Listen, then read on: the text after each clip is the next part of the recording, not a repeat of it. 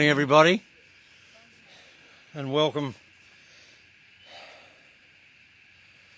A little note here, it's a bit of a guessing competition as to whose casket could that be. It's the most beautiful piece of work I think we've ever seen. It's just very much Annie. Thank you all so much for joining us to celebrate the wonderful life of Annie, Willie, Gar Hawkins. We have shed our tears for our real loss, but our sadness has been overwhelmingly exceeded by the happiness we shared with Mum as she gracefully departed in the most dignified way, on her terms as she always hoped to do it. It was the most fitting end to an extraordinary person's life. Her only blemish was her being wrong about something for the first time ever. Throughout her last day at home, she resolutely declared time and time again, "I'm perfectly all right, I'm fine, there's nothing wrong with me at all. And the best one ever, I'd appreciate it if you young people wouldn't tell me what to do." Sound familiar? Well, Mum, above all else, you ceaselessly cared and never stopped caring. You cared for your family beyond question, you cared for those in need, and you cared just as much for those without need. Need wasn't required. You just cared about people. You stood by me, you stood behind me, and above all, on the odd occasion you stood in front of me. You were one terrific mum, one hell of a woman and a beautiful lady.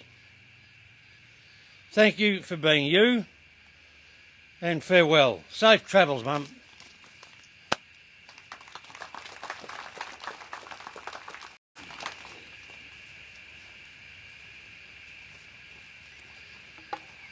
Again, I'd like to welcome everyone here today and thank you all for coming.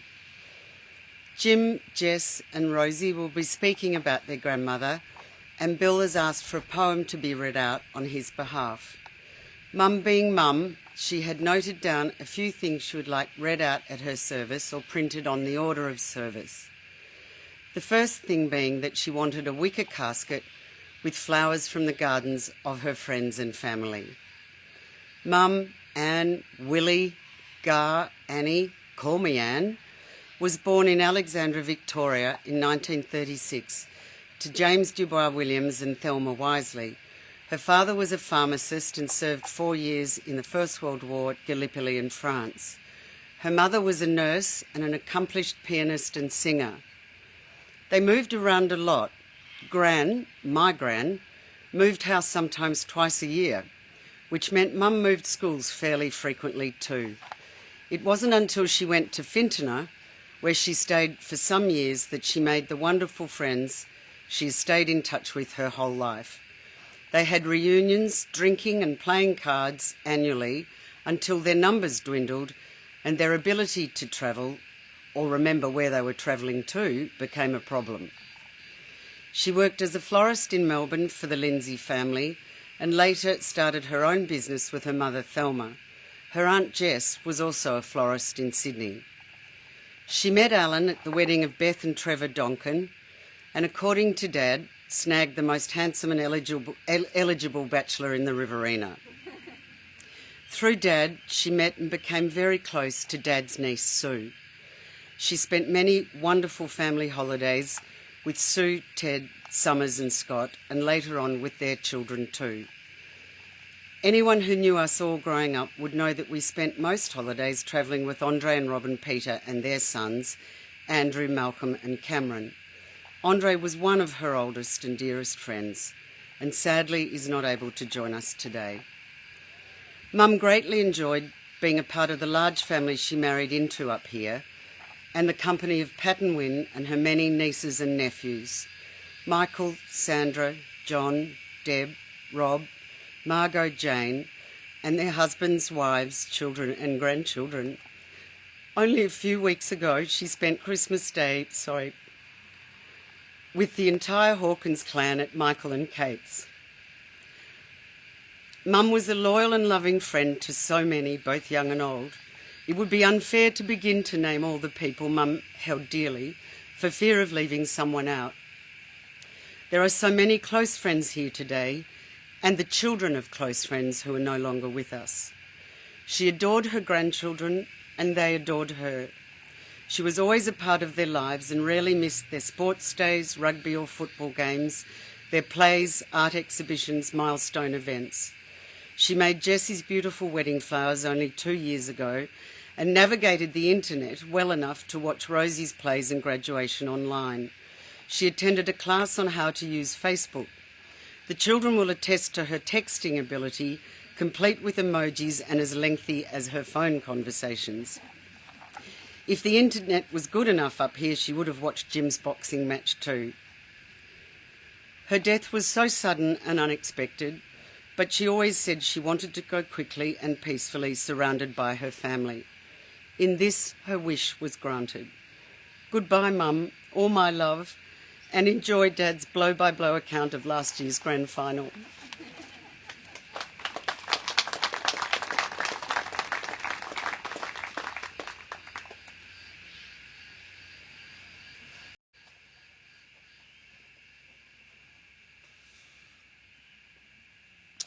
Morning, everyone. Thank you all again for coming and celebrating the life of Granny Annie. I do have a poem that Bill has asked me to read out, but before I read that, I also need to give you the notes that he gave me so kindly in order to read this. Hey, mate, maybe get one of the other cousins to read it, though. You'd probably butcher it as you haven't studied fine art/drama, you Philistine. So with that, I'll do my best and promise absolutely nothing. The morning after my death, we will sit in cafes, but I will not be there. I will not be. There was the great death of birds, the moon was consumed with fire, the stars were visible until noon. Green was the forest drenched with shadows, the roads were serpentine. A redwood tree stood alone, with its lean and lit body unable to follow the cars that went by with frenzy. A tree is always an immutable traveller.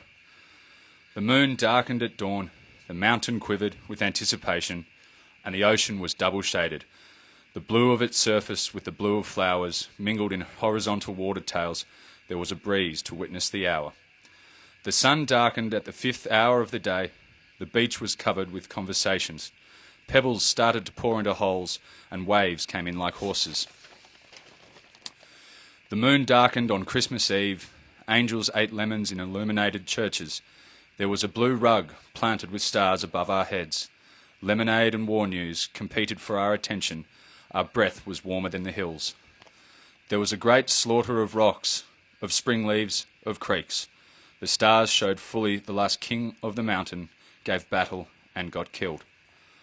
We lay on the grass, covered dried blood with our bodies, green blades swayed between our teeth. We went out to sea. A bank of whales was heading south. A young man among us, a hero, tried to straddle one of the sea creatures. His body emerged as a muddy pool, as mud. We waved goodbye to his remnants, happy not to have to bury him in the early hours of the day. We got drunk in a bar room. The small town of Fairfax had just gone to bed. Cherry trees were bending under the weight of their flowers. They were involved in a ceremonial dance to which no one had ever been invited. I know flowers to be funeral companions. They make poisons and venoms and eat abandoned stone walls. I know flowers shine stronger than the sun. Their eclipse means the end of times. But I love flowers for their treachery. Their fragile bodies grace my imagination's avenues.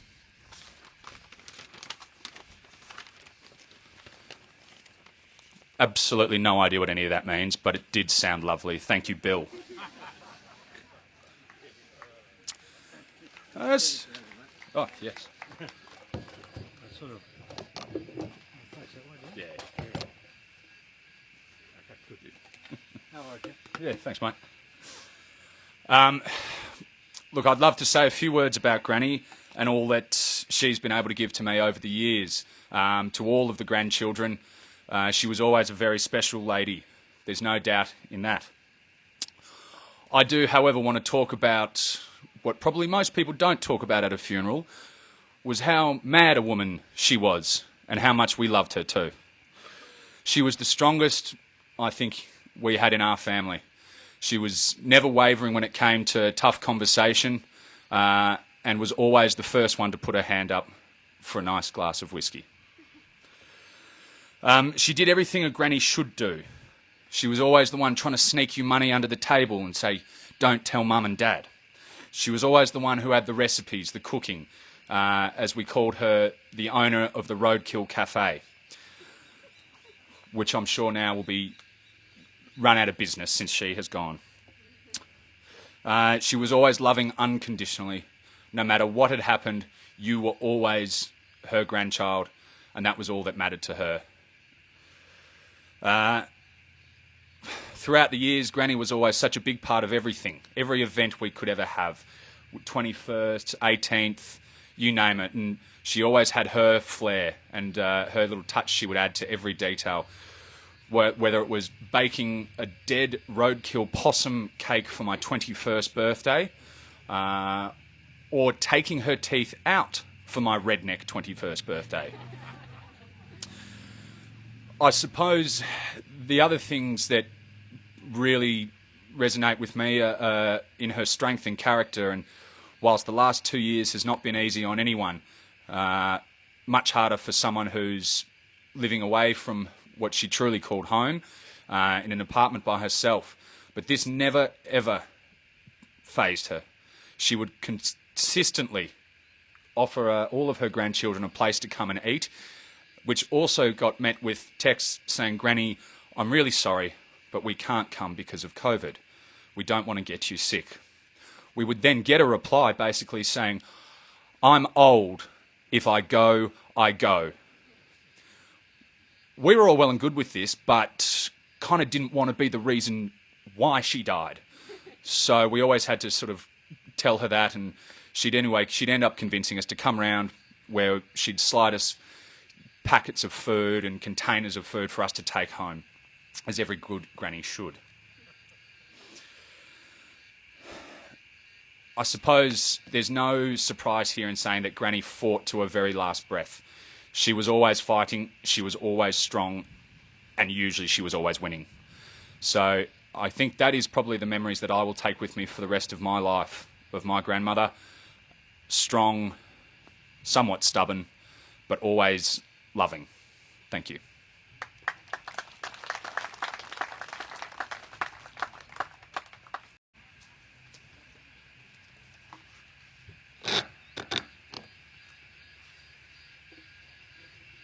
An email to Granny.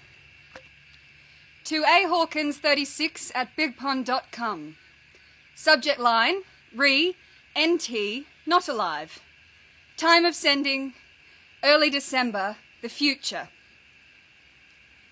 Dear Granny, I'm sorry for my slow response. Jessie and I have been elbow deep in Christmas pudding. It's not the same making it without you, but we've done our best. The hard sauce hasn't gone hard. It's more brandy than butter, but we thought you might approve of that. I'm so glad to hear you enjoyed Laurence Olivier's performance of Macbeth. I imagine it would have been quite a sight to see Robin Williams try his hand at Lady M. And I'm actually unsurprised to hear you found it rather moving. I'm particularly jealous, though, of you getting to see Betty White's last-minute appearance as the porter.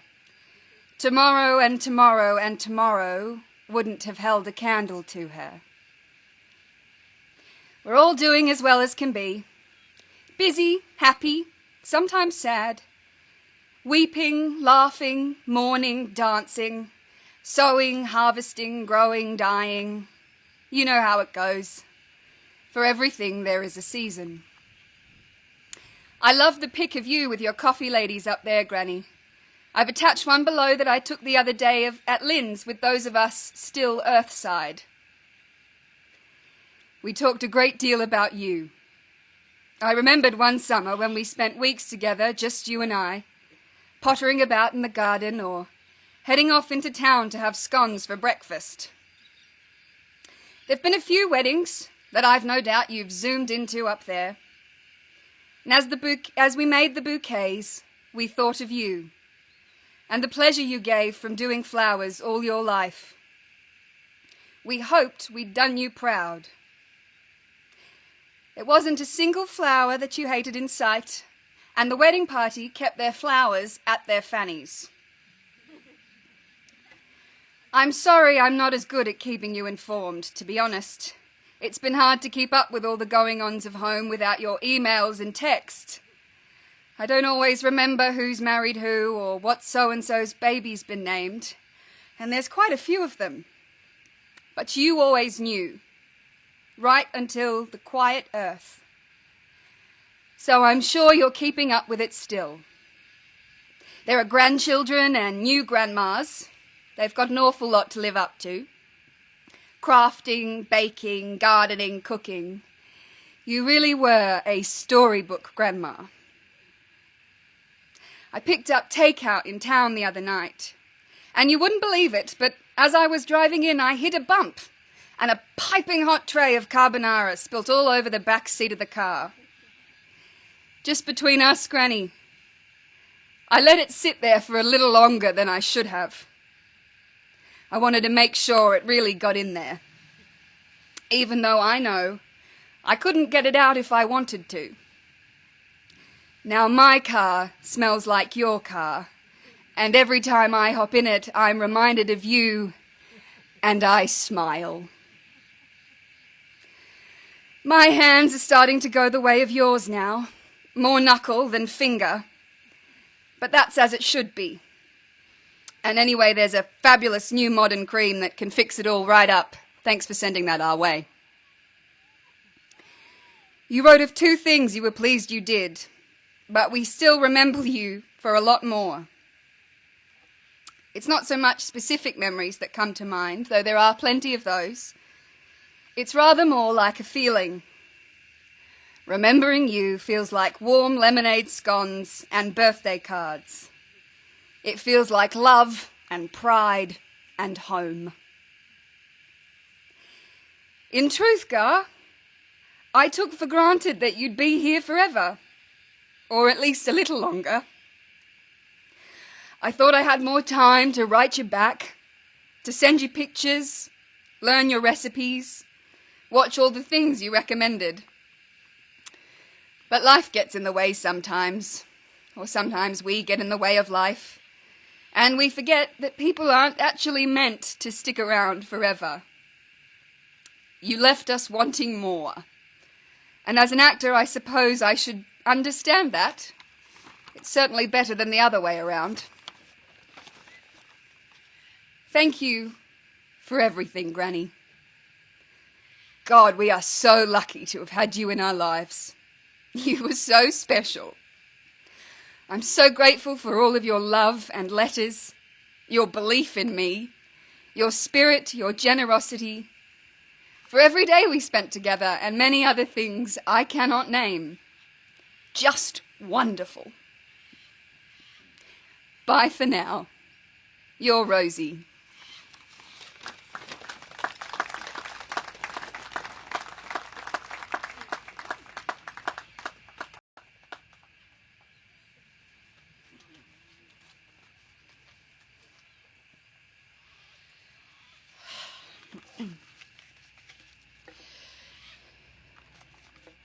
My dear Gar,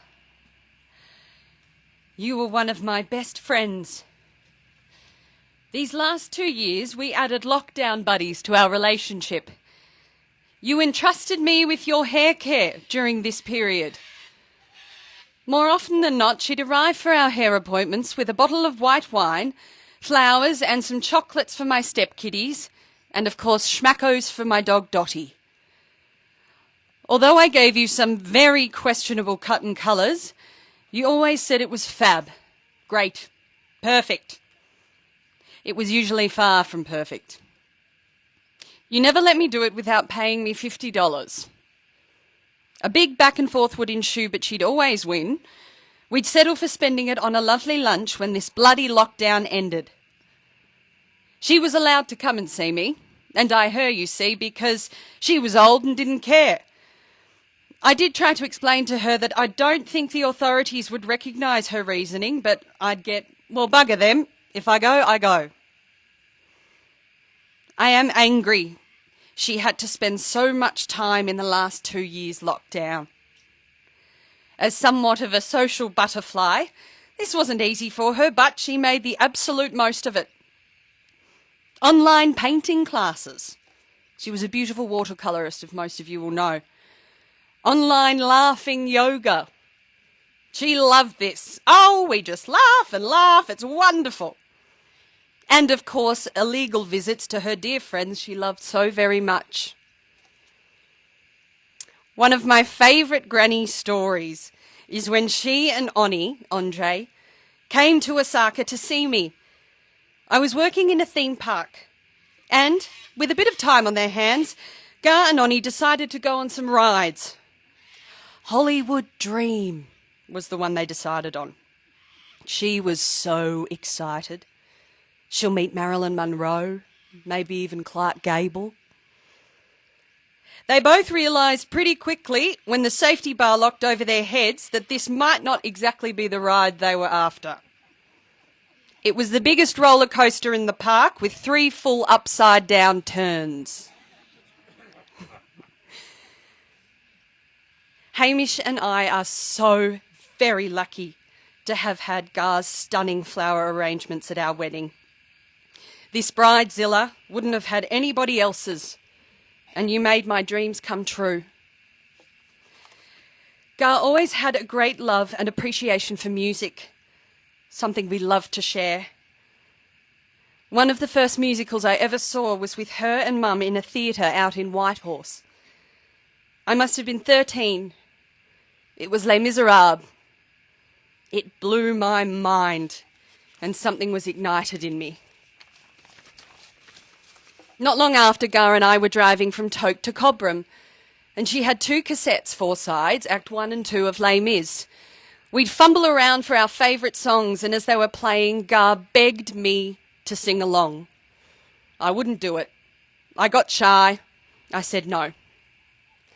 Well, now, Gar, I'll do my best and give it a go for you. This song is in no way fitting for this moment or her life. As far as I know, she wasn't a prostitute during the French Revolution. But we do all know she was full of surprises.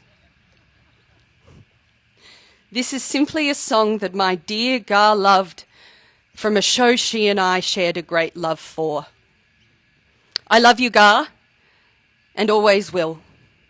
Bye for now. Uru.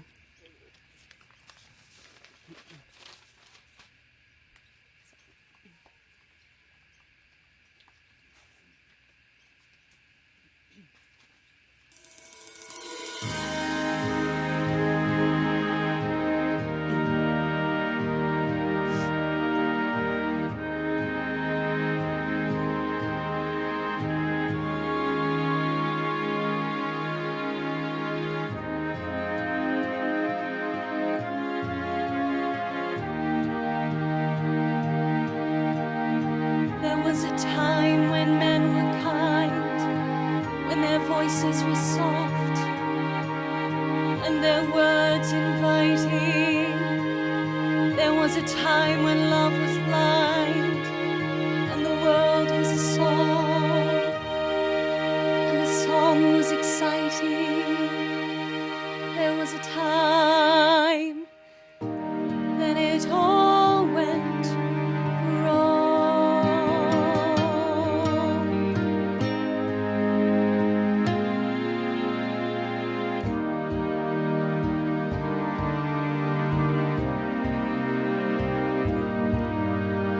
I dreamed a dream in time gone by,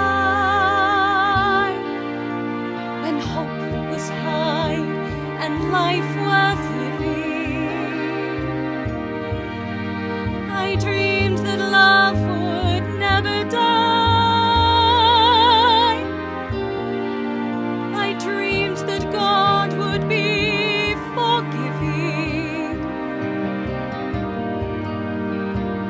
when I was young and unafraid, and dreams were made and used and wasted. There was no ransom to be paid, no song unsung, no wine untasted. But the tigers come at night with their voices soft as thunder, as they tear your hope apart, as they turn your dreams to shame.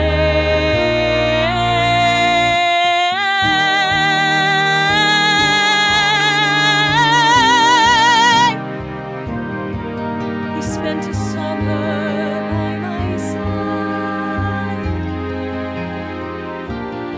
He filled my days with endless wonder. He took my childhood in his stride, but he was gone when autumn came.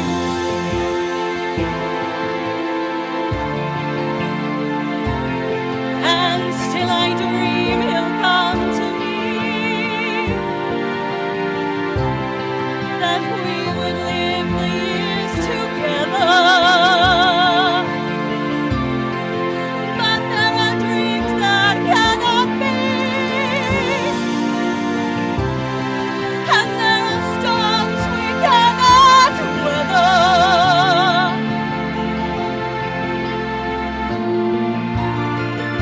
I had a dream my life would be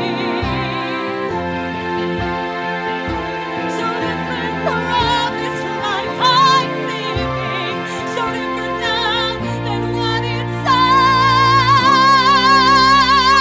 seemed. Now life has killed the dream I dreamed.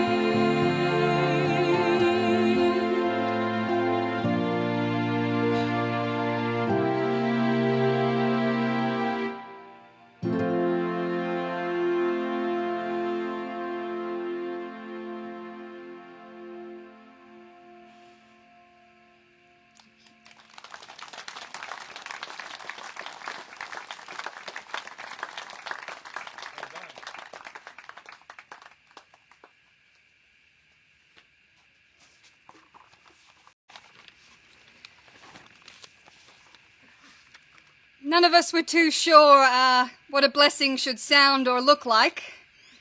So we've got Granny to do it for us via a Mary Gilmore poem she suggested we might read at her funeral. But for our part in her blessing, when the next song plays, send her a wish, a hello, a fond memory. Send her a blessing from us, from the river, and God too, if you like. And please sing along. Granny put in a request for when she's being lowered into the peace of the quiet earth. This is The Tenancy by Mary Gilmore. I shall go as my father went, 1,000 plans still in his mind, with something still held unspent, when death let falls the blind. I shall go as my mother went, the ink still wet on the line. I shall pay no rust as rent for the house that is mine.